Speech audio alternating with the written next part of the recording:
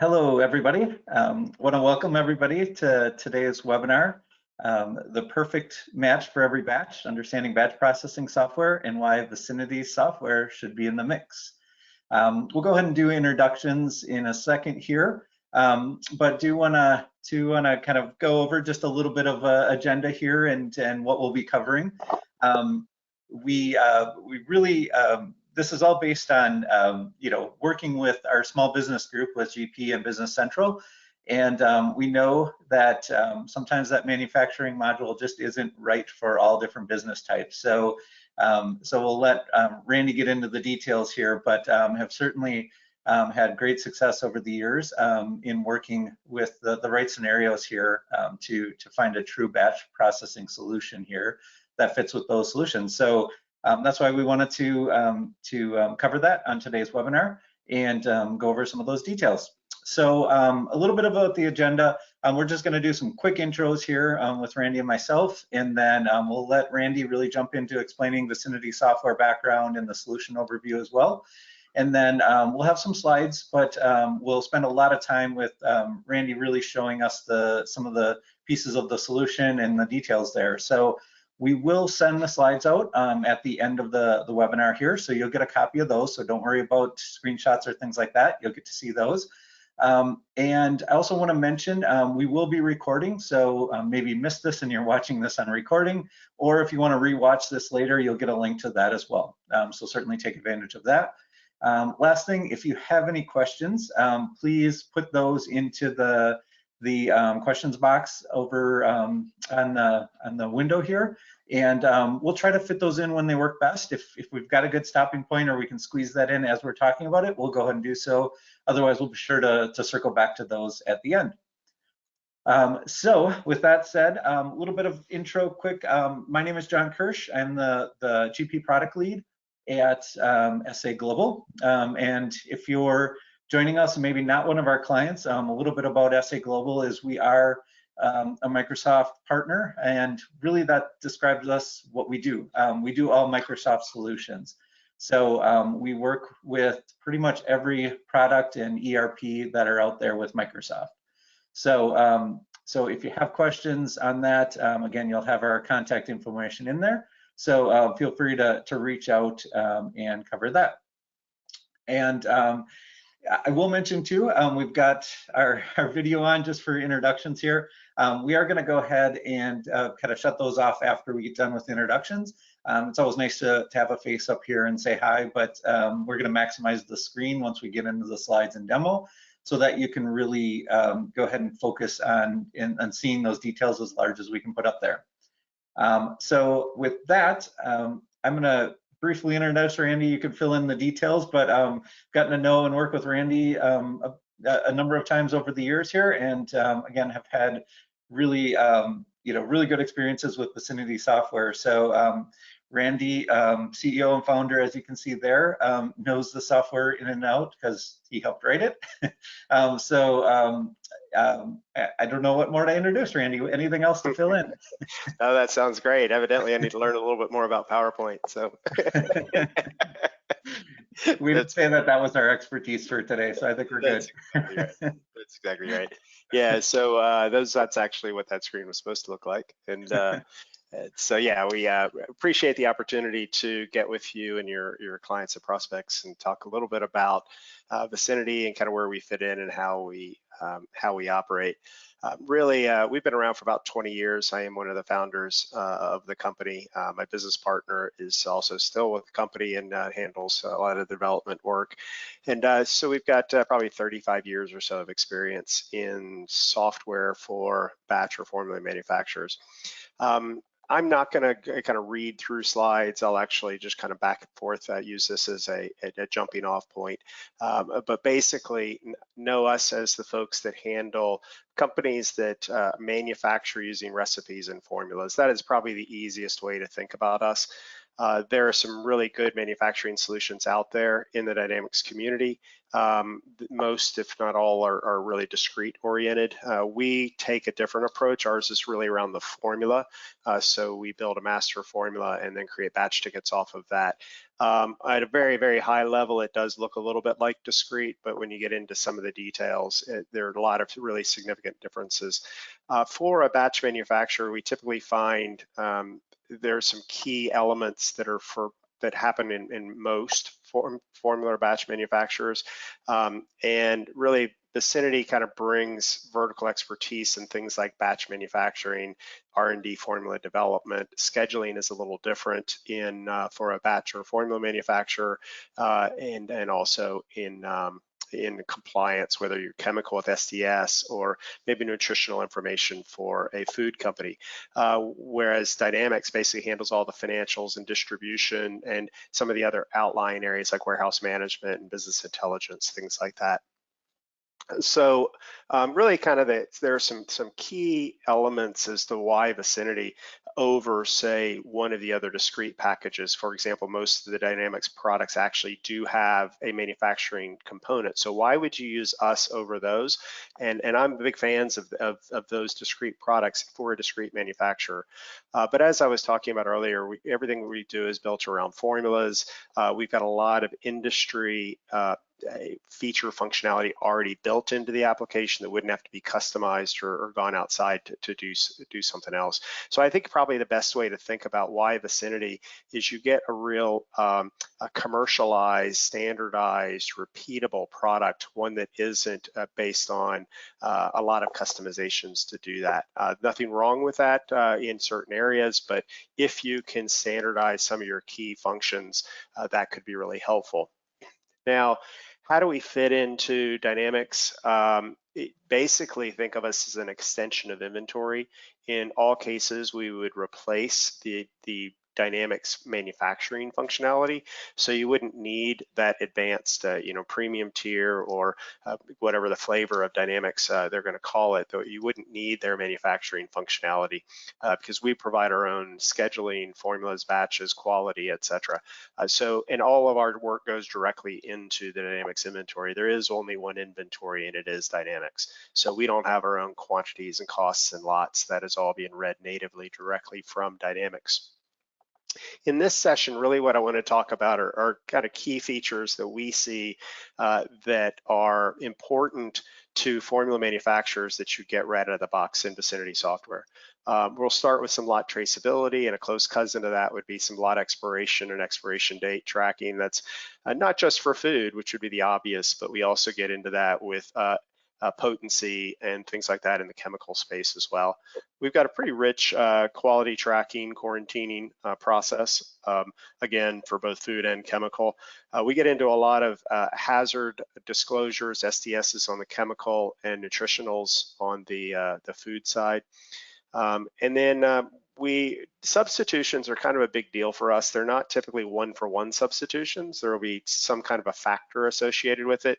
Whereas in discrete manufacturing, while it's not always the case, they often tend to get a one-to-one type of replacement part type of model. Ours can be 1.25 if you use it in this formulation, or 1.3 if it's in that formulation, that type of thing. So there's a lot of more granularity. Units of measure are a huge issue for us in a good way. In other words, we'll go from weight to volume, which is a real challenge in some inventory systems. Being able to provide a density or specific gravity for an individual item, the weight to volume conversion can be a real challenge for some inventory systems. We've embraced that and addressed it, and it's really easy for us to work with that. So units of measure are a big deal with us.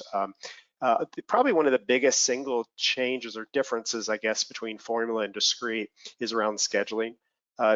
Discrete often schedules a single item to be made, and it's got a static bill of material associated with it. In formula or batch manufacturing, we're really talking about a recipe that might be a common formula that might go into multiple package sizes, or it might be private labeled for one company and then your trade labeled using the same formula. All those are possible. You could also make the product different ways depending on what facility you're in because of availability of raw materials. So when you start talking about scheduling, this concept of having a common formula that can make multiple end items and the scheduling implications of that, that's probably where the most obvious difference is that people to see between us and some of the more standard discrete products. And then of course we do chemical and nutritional analysis in our R&D application.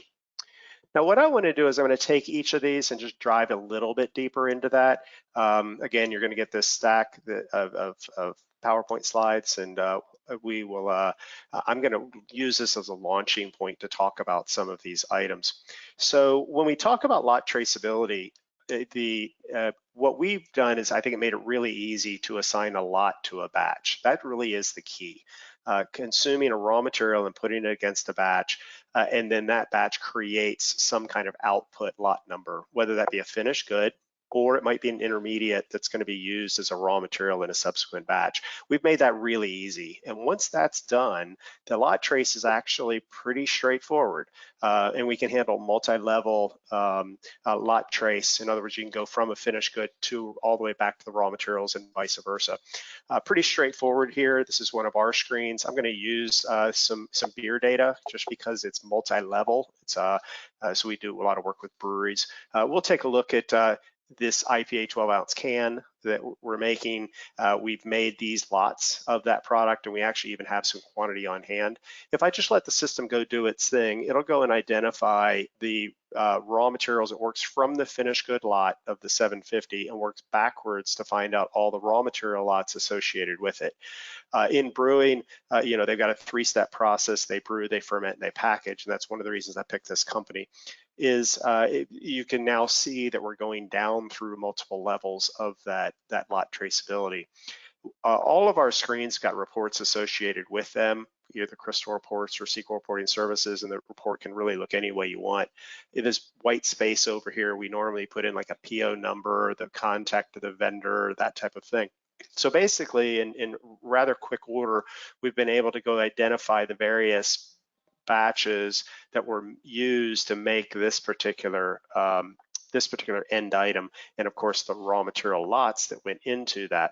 So if we identify that we've got, say, this hops, let's say we've taken it all the way to the end result, we've identified that this lot of hops was the problem by testing and pulling retains or samples of that lot. We can then turn it around and go the other way rather easily. Just say pick up that raw material, and there's that lot we were just poking, we were just targeted, and we're going to go from the raw material to the finished goods. And in this case, what the system is doing is going through and finding every single occurrence, basically every brew that it went in, and then taking it to the fermentation and the packaging.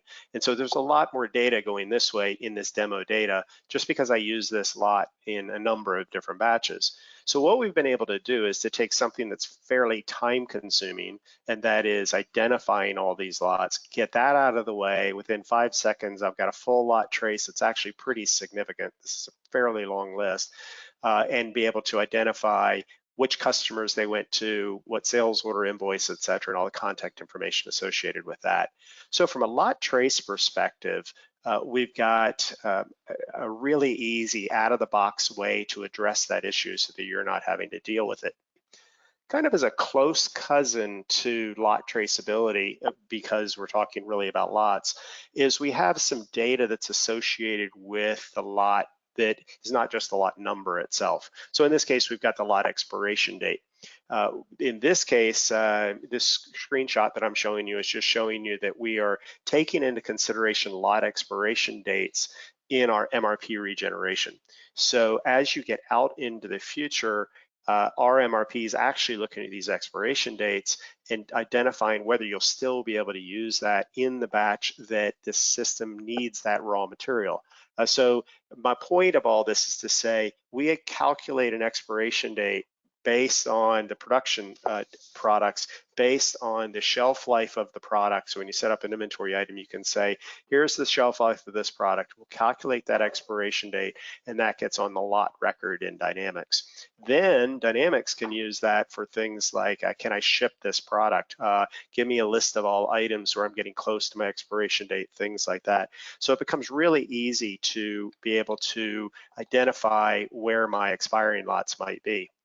The other piece that I wanted to talk about is this concept called lot attributes. And expiration date is kind of an attribute, but I'm really kind of more referring to quality or other type of data that I might want to track by. So for example, I'm using a raw material here that has a calculated value, that has a quality value that helps us identify the lot, like a potency. In this case, in beer, it's alpha acids, but it's how effective will this lot be when it's used in a batch. And I might put more or less of this item in based on that potency. And so that happens to be in the beer industry, but we get into that in like percent solids in chemicals, or we might get that, say, for bricks, a sugar content in food, more traditional food. So this alpha acids actually can come from our quality system. So you enter it in a quality and it populates this lot attribute. But there are other reasons you're using this as well. It could be for reporting purposes, it could be for recall purposes, it could go in a certificate of analysis, etc. So it's basically data that is now driven down to the lot, any piece of data that you might want to track for that individual lot. And we do store all of this, and it's all available over on the Dynamics side for use in reporting and shipping and items like that. The next area is kind of shifting over into quality a little bit. We've got a full quality system that handles inbound raw material QC tests. So you might get a certificate of analysis, or maybe you take a sample and send it to an outside lab for microbial testing or things like that. We can handle all of the recording of all that information. The screenshot is showing basically the data entry screen with a bunch of tests and the results associated with it. Just know that we have the ability to generate a certificate of analysis on any item, whether that be a finished good, that'd be the traditional way to do it, or it could be an intermediate, or it may even be a pass-through raw material. So you receive a certificate of analysis from a supplier, and that C of A data could then be rendered on a certificate of analysis that you generate with a shipping document coming out of Dynamics. So there's a lot of functionality there to be able to track quality information associated with a lot or with a batch, or for that matter, with a vessel. You might actually take swab tests and do tests on a particular vessel. We can handle all of that as well. Also know that we do have the ability to quarantine and pass lots through the system, either through a direct the quality sample entry screen that I was referring to a second ago. And then you can also, that works really well for like a finished good. So on a component lot, as an example, if I take an inventory item, let's just keep picking on that can because I've got that item on my mind right now. I can come in and tell the system that if this product passes, if this lot actually passes, I can actually pass this result right here. And that now makes it available for shipping in, say, Dynamics. I could also look at it more from a traditional raw material. If I look at an inbound raw material, my hops as an example, and we'll go ahead and pick on that lot that we were doing a recall on earlier, and I can pass it or fail it, etc. But I can also pass it for future lots. And the reason this is important is you might make an intermediate and you might want to be able to pass that lot for the finished good, because I'm not actually going to test the finished good. I've tested the intermediate. So just know that we've got a lot of really granular functionality built within our quality system. I'm not going to suggest that we're a true limb system with scheduling and all that, but I will suggest we probably meet 90% of of the quality functionality that most the clients need. And then also, as a close cousin to that, you can analyze all the other tests that have happened around that lot or that item, and it's really easy to kind of see those results and what I've tested in the past and what those results were. So it's a very intuitive, easy way to kind of get to quality information. Next area I wanted to talk about is some hazard, allergen and hazard information that can be tracked. That's kind of a big deal, and it touches a lot of different areas within our application. The first and foremost, you can just simply identify an item that has an allergen associated with it, so that when I create a formula, we can do things like allergen disclosures, we can create nutritional labels, et cetera, and so on. I'll show you that in a little bit. But it's also good on the chemical side to be able to be the food or the information to provide, say, for a safety data sheet, an STS or a GHS. So it becomes the backbone for defining an inventory item. And we can track any allergen that you want to and any hazard type that you want to. And that can be used to filter items. So show me all raw materials I can pick for this formula that don't have this allergen associated with it. That's the kind of the area that we go in with allergen disclosure. Kind of another area to be talking about is around substitutions. I was alluding to this earlier, and we have substitutions really identified at three levels of substitution. It first starts at the component level, where one item can be substituted for another item.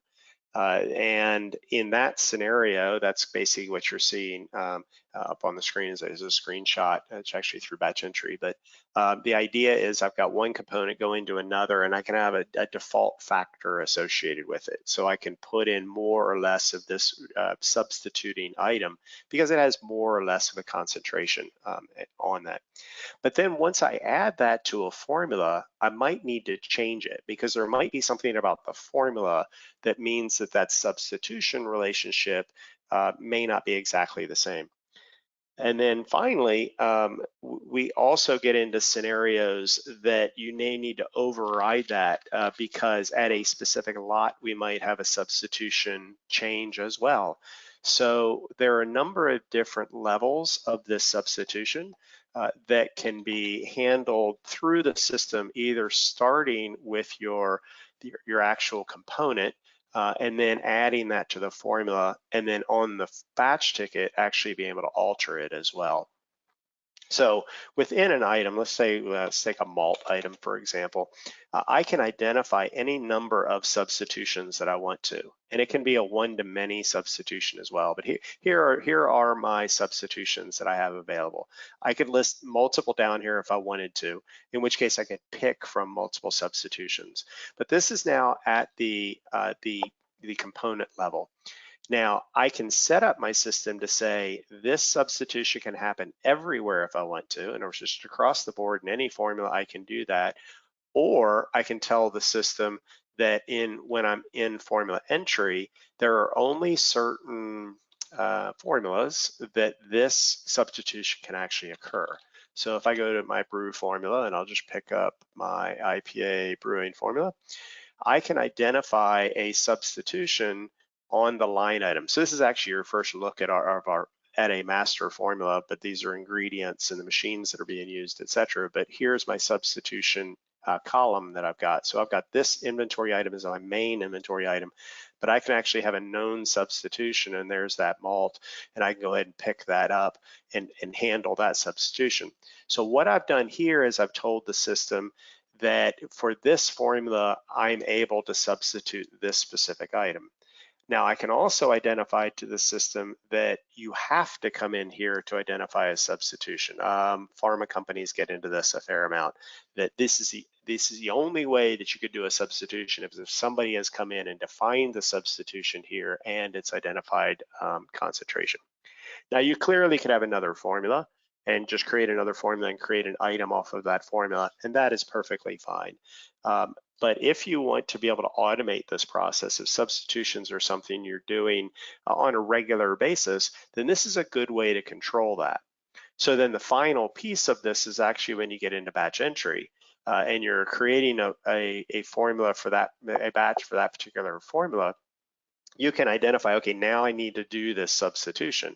And I'll just go ahead and pick up a batch that I've already got started here on this brewing. We'll just pick him up. And on the system, we're actually able to identify at a particular line item that I've got a substitution that I need to define for this malt item. And then I can go and pick up my substitution, identify, yes, this is an item in which I'm wanting to be able to do that substitution for. So it's really straightforward to be able to kind of handle the definition of a substitution and actually applying that substitution to a specific batch.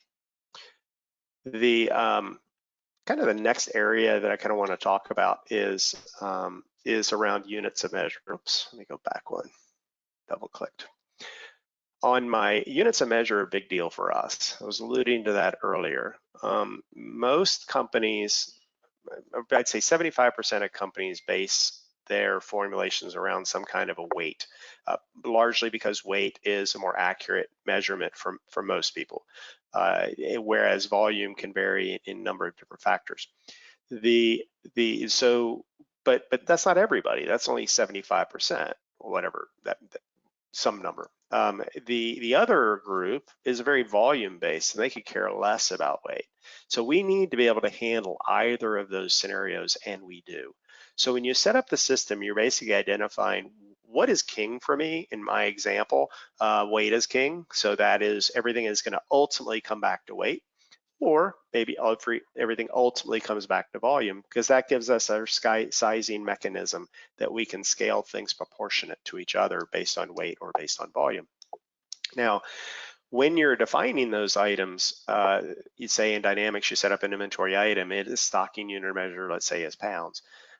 Over in Vicinity, we're able to say, yeah, I see you in pounds, but my equipment is in metric, and so I want to express everything in kilos as an example.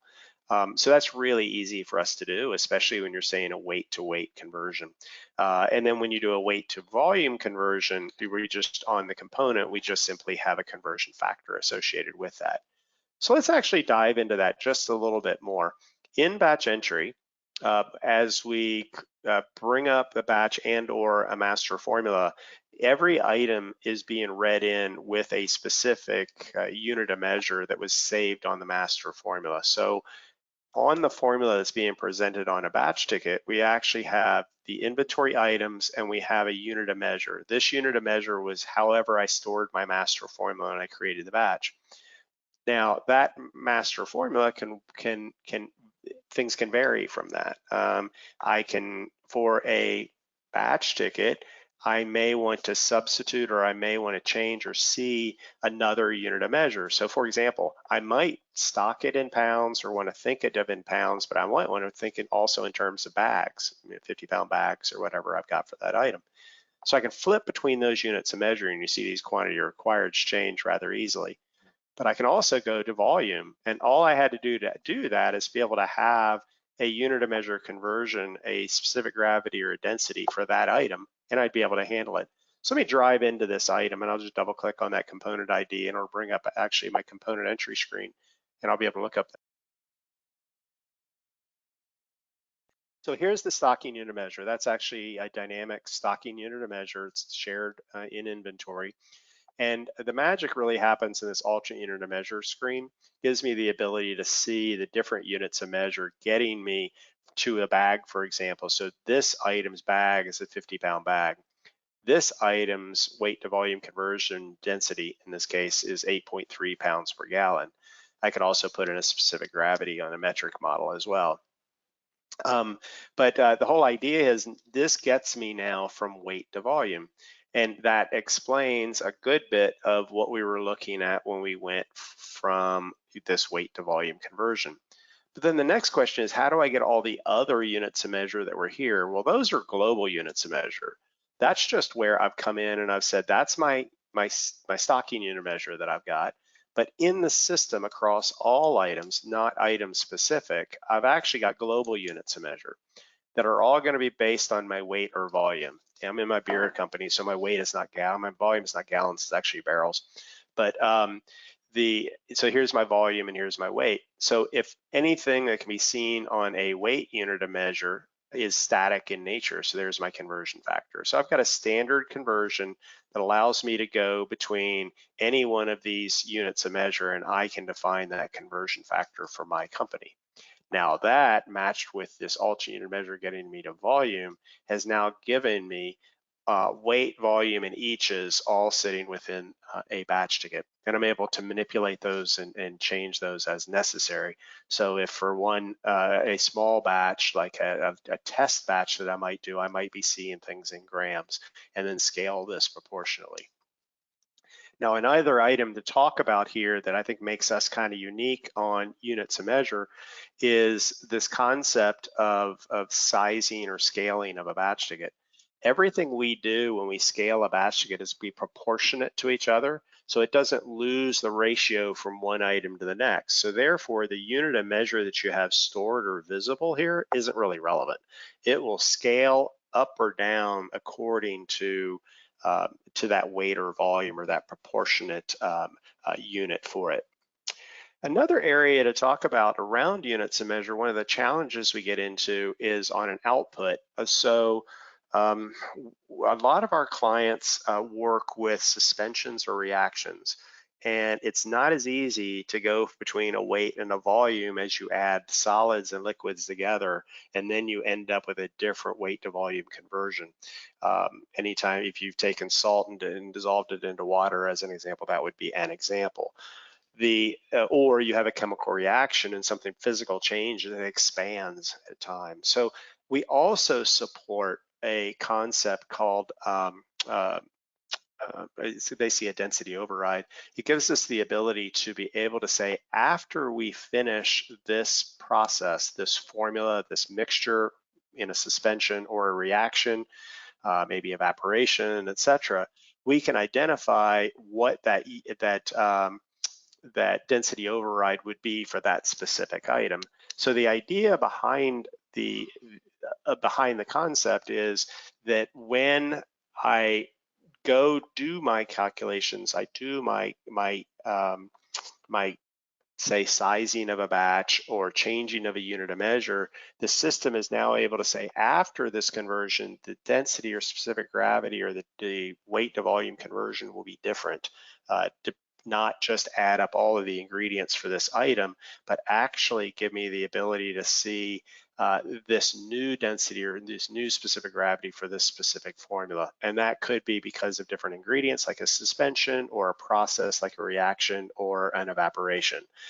So the point of all that is to say that for us, units of measure, kind of a big deal. We've gone a long way to be able to kind of deal with all of the nuances associated with a unit of measure conversion. Then we get into an area that I find is eventually you find is probably one of the biggest differences between say Vicinity and some other discrete systems, and that's when it comes to scheduling. We do schedule based on a finished good. In other words, we do understand that you have a sales order and you're selling these finished goods, and I want to know how much of this finished good that I'm going to make. But there is a time in which the scheduler has to determine, do I have the ability, say, to make one formula and handle multiple orders or multiple SKUs, multiple items at the same time? An example of that would be multiple package sizes. There are other examples as well, but that's the easiest one probably to talk about. As we create a batch ticket, know that our batch ticket supports this concept of multiple batch tickets. So when we go to, let's go into batch entry and we'll pull up a packaging log for the same brewery that we're dealing with. The packaging log will actually take the same beer and put it into multiple package sizes, cans, bottles, kegs, etc. I'll just go pick up a packaging batch and see what we've got here. So one batch, one formula in this case, can make multiple end items. And so here I'm putting some in bottles and some in cans and some in kegs. For a lot of our clients, that's a normal scenario, and they can create whatever quantities they need to that way. The other companies will keep more of a one-to-one type of relationship, or how a discrete product would make you do it is put that bulk on hand and then create multiple work orders to make each of these 3 items. For some companies, that's kind of the way they do it anyway, but for those companies that kind of come from a mixer and then go into multiple packages, or could be able to go to cans one day and bottles another day, etc. This makes it a lot more efficient, especially when it comes to scheduling. Now, in scheduling, let me show you what that looks like on what we call our planning workbench. So our planning workbench can be configured to be viewed a number of ways. For this purposes of this discussion, I want to talk about it in terms of a formula and of this packaging formula, if you will. So what I'm now able to do is I'm now able to visualize all the production that shares the same common formula or the same common process so that I can make them all at the same time. In this case, these could be suggested batches that I've got that I'm making in time as I move forward. And this idea now allows me to gang or to group multiple batches or multiple runs together, maybe staying on a production run a little bit longer because now I'm able to see without a changeover, I may be able to go into different package sizes. Really helps with a lot of efficiency and makes the scheduling process a lot more effective. Now, when we get into off of the schedule, you may find you get into a scenario where my mixer or my tank can't handle the quantity in one batch. And so I need to make multiple batches or multiple mixes. We can handle that as well. So again, I'm still on my beer company and I've got quantities in barrels that I need to make. It's just liquid that I need to make. I know that my brew house, my capacity of my vessel is 50 barrels. So I can't do 127 barrels at the same time, but I am going to run them sequentially. And I'll go and continue to fill, in this case, a holding tank, a fermentation tank, the next step, next process. What I can do is identify this and say, I want you to go and create batches. I could also just create mixes. I talk about that in a second, but I can go and create multiple batches. And so off of that one planned order, off of that one scheduling event, I now have the ability to go and create multiple batch tickets off of that because it's all being driven based on the volume, my maximum volume of a batch, of which I've told the system my max batch is 50 barrels. I make it 50 barrels at a time in my demo environment. And so it'll go and make 3 different batches for me to be able to handle that. And I can control some information before the batch gets created. Now, another option that I have is I may not want 3 batches. I may, like a bakery, for example, doesn't start and stop batches like that. The dough maker is sitting at the front of the line and he's making doughs 50 barrels at a time, but he's making that and he's not wanting an individual batch for each one of those. What he wants is a mix. So we also have the ability to say my maximum mix size is this. I don't want you to go make multiple batches. I want you just to tell me how many mixes I need. It's the exact same concept, but instead of creating multiple batch tickets for this, we end up with the ability to have multiple batches with one batch with multiple mixes. So when I print my batch ticket, I actually now know that I'm using a common batch number, but I've got a number of mixes being associated with it. When you print the batch ticket, there typically a mix would be per column and with a quantity per mix, and they can identify what they use on each column or each mix.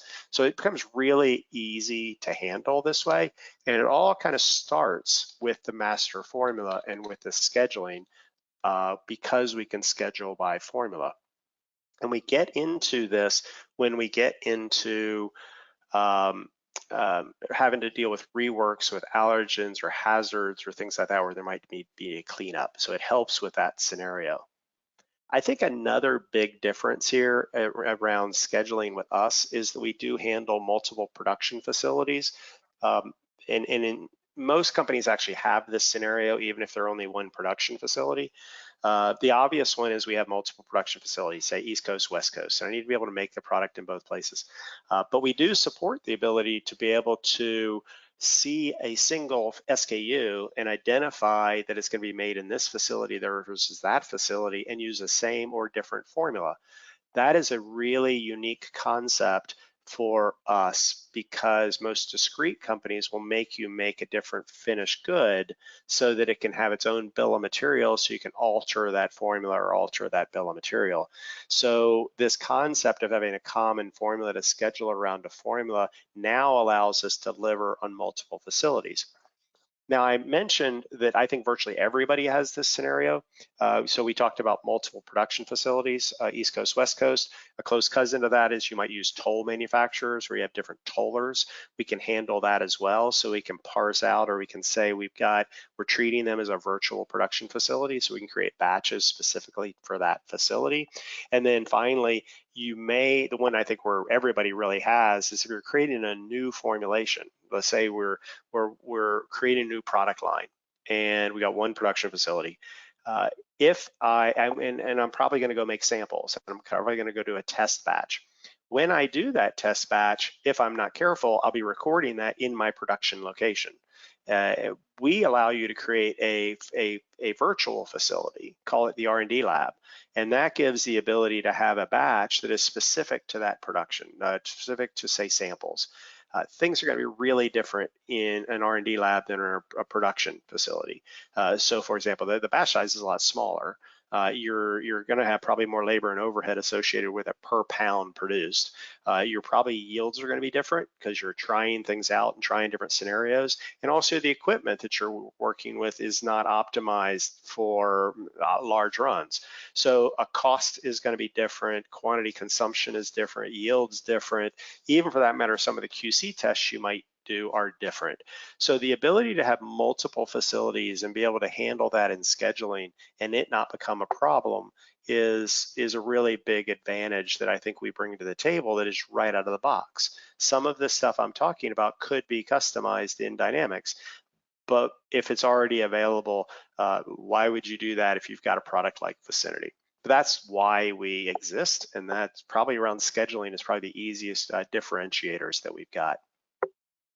Another area, and the last one to talk about really, is more around the compliance world, and that's around chemical and nutritional analysis in R&D.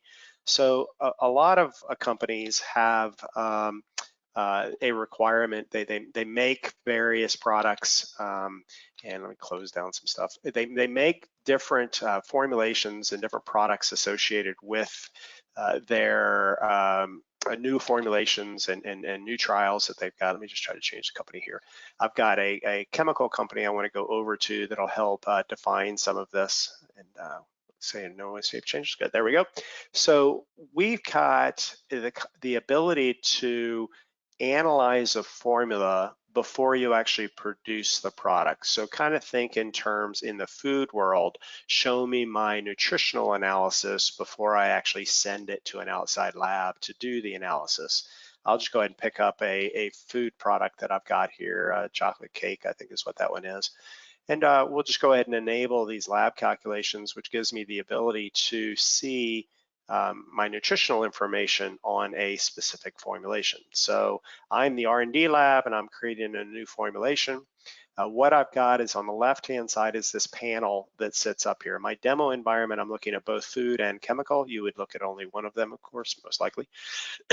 And so here I'm in a food environment. And so what I've got is the food analysis, the nutritional analysis associated with the formula. So as I add items over on the right, so this is my master formula, as I add items over to the right, I'm going to blow it up intentionally.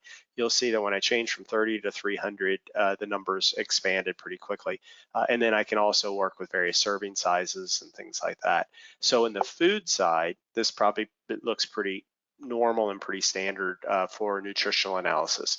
This gives you the ability to handle any type of calculation that you've got off of the ingredients going into the formulation. Now for the food, the chemical folks, let me just pick up a quick chemical property and talk a little bit about this. It's the exact same math. We're going and looking at information for a chemical composition that I've got. Let's see, right there we go. So I've got an ingredient list. I've got a formulation of various ingredients. It goes and finds all the ingredient properties associated with that, and then it calculates certain values. Now for the chemical space, what this add-on is really industry specific.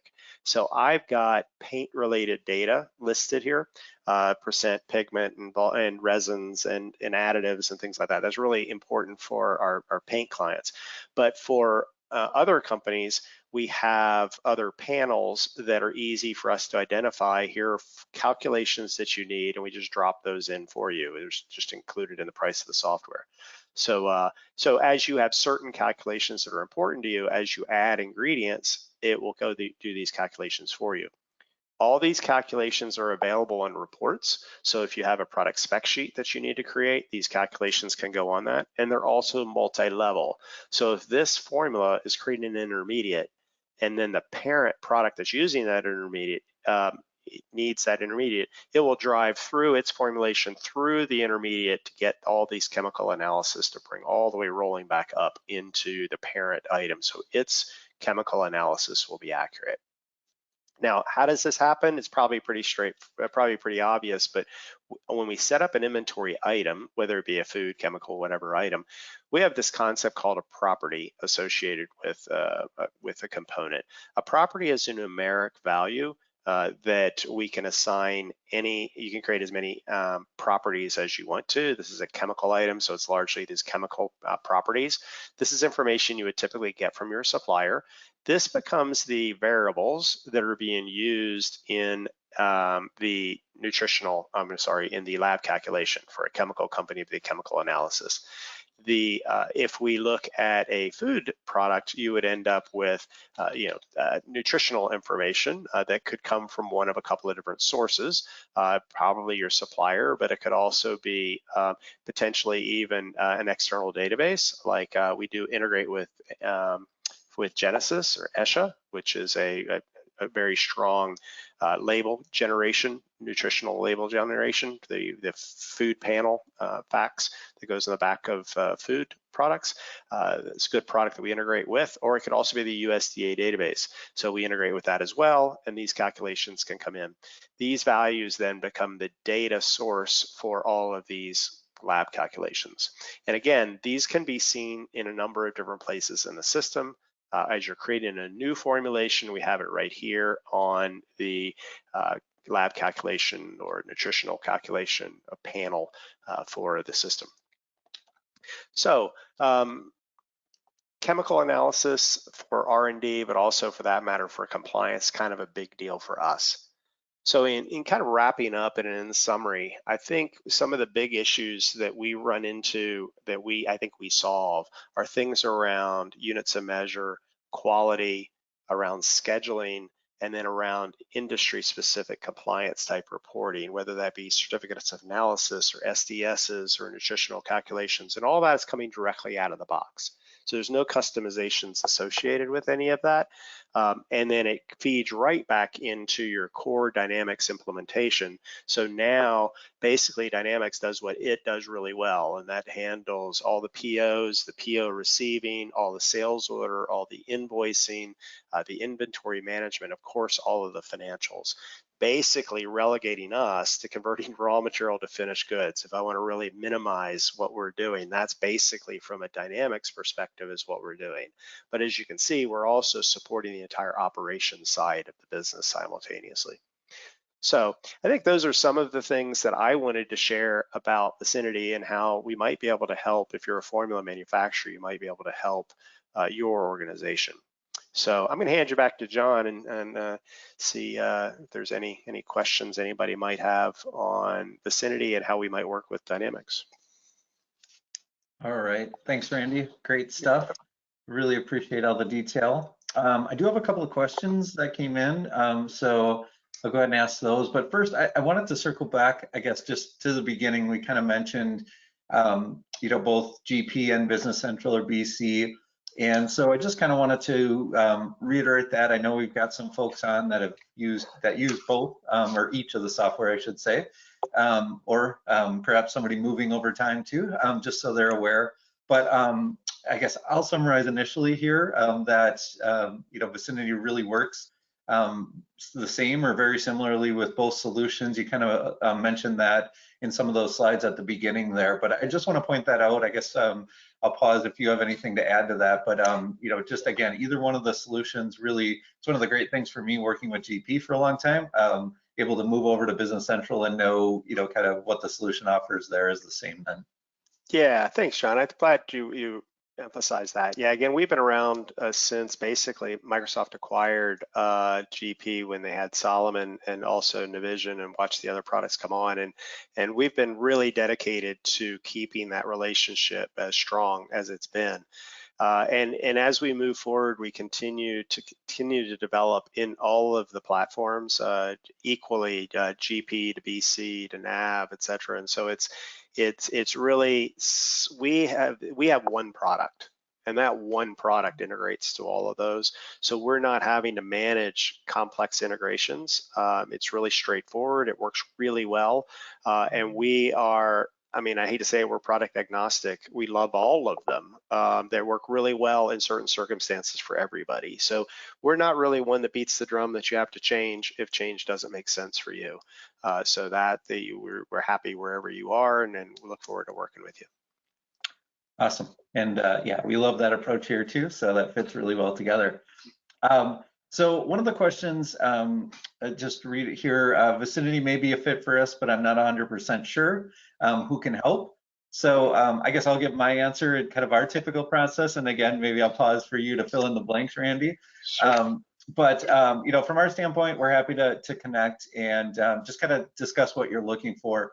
So our typical process, you know, if you're already using a solution, just kind of review what you're using and what you're looking to get. Or if you are looking to, you know, reach out to, say, you're implementing BC or moving to BC or something like that, for example, you know, we're happy to, you know, kind of talk about that as the whole solution as part of it. But, you know, our team does a good job of understanding overall, you know, if we're talking about manufacturing solutions, is it a good fit to look at the discrete solutions that are there? Built in usually is where we start. If not, identifying, you know, we really need to look at something else too. So I think we do a good job qualifying, and then typically, if we think it's a good fit, we reach out to your team, Randy, and kind of set up an initial discussion there, and just kind of move forward. So that's our typical process, and I think it's worked really well to identify good candidates. Anything to add there? I think you hit it right on the head, and we don't really.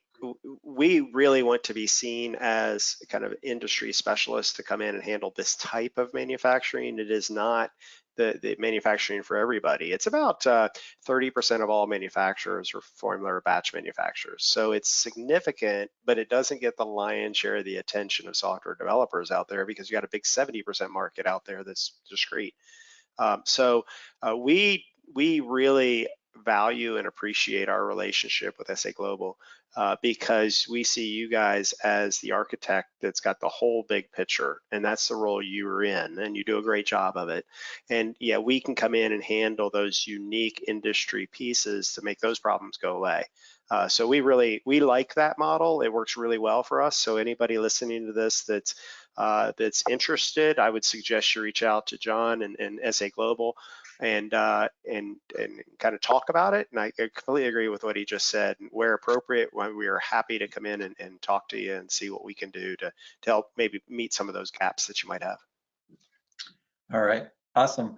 So I know we've got a couple of minutes left. If anybody else has one more question to insert into the chat there in the questions, please do so, and we can answer it quick here before we wrap up. But I'll just, one of the questions maybe inside the software a bit more is where can Vicinity receive data from, scales, or other equipment? So if you could comment on that. Yeah, that's a great question. So our software is really built on a platform that allows for easy integration into us. So all of those things were just mentioned. We have clients doing those, a number of them. And actually, honestly, where the name comes from, Vicinity, is this idea that we're in the vicinity of, but not embedded in, as well as these touch points you just alluded to. So there's going to be data coming from all kinds of sources that need to be able to integrate with us. We already have web services or APIs that can receive information. What it normally looks like an intelligent scale is probably the best example, is a user goes to the scale, says, this is the batch that I'm wanting to run. That scale reaches out to our web service that then gives it the formulation. Most normally we filter the formulation to just the items that dispenser or intelligent scale is actually going to be working with. And so now the user is walking through on the scale, all right, now add this item or the dispensing system is doing that and walking through it. And when it does that, it then sends information back to us again, back through our web services and APIs. And so it's just, the user doesn't know all this is happening. They're just saying, yes, I did that. Maybe they've got a validation on a lot number or something like that that's happening, but that's basically it. And I showed you the batch entry and showed a little bit about units of measure and that kind of area. That's the user interface that's being populated. It's the web services doing it. If you were to go into the user interface after it happened, you'd see all that data there. But you don't actually have to go to the screen to actually enter anything. It's all happening directly from the external system. And we have a bi-directional model where we can send information out and we can receive information in. And we don't really see it as a customization because we didn't make any changes. Our web service is our web service. It really, all the work is being done over on the dispensing system or the intelligence scale or the control system. That side of it will actually be reading our data, and we help them identify which web services make sense. Here's how to handle the data. Here's how the feed comes back to our web service, and we help them address that. But most of the control system guys are used to working with web services and APIs. So that integration is really very simple nowadays. Awesome. All right. Well, I'm not seeing any other questions. So we'll kind of start to wrap up here. So our contact information is on the screen there, as you can see. So if you do have some follow-up questions, happy, again, reach out. Our team is happy to get connected and answer any of those questions and see again if there's a good fit. We'd love to make the connection here. I want to say thank you, Randy. Thanks for giving us all the details here and sharing the solution with us. And yeah, again, thanks everybody for joining us. We'll send out those slides and look forward to connecting with everybody. Great. Thanks, John. Thanks for having me. Thank you. Take care, everyone.